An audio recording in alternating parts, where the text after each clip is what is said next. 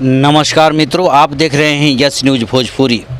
भोजपुरी के power star superstar Pawan Singh ji का एक इंटरव्यू हुआ था, जिसमें इंटरव्यू में इन्होंने कुछ ऐसा कहा। आइए देखते हैं उनका इंटरव्यू। खेसारी जी राव भाई हैं। हाँ जी। गलती कोनो भाई तो माफ कर दी। बिल्कुल मेरा छोटा भाई है, हमेशा मस्त रहे। हो जाला, छोट लोग से भी गलती कभी कभी होला, तो बड़प्पन ते ही में बा के बड़ आदमी हो के छोट के माफ कर देहल। अच्छा मान ले कि हमने के बचपन से सुन ले भाई, देखा है कि कम बोलेला कि ज्यादा बोलेला, तो उसे कोई दिक्कत नहीं है।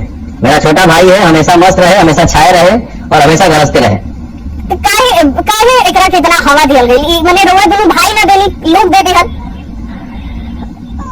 अच्छा ये बताइए कि हवा ना इतना बड़ बोला, हमारे मुंह से भी कभी निकल जाता है, वो भी बोल देता है, तो क्या हम लोग मिलते हैं तो गले नहीं मिलते हैं क्या?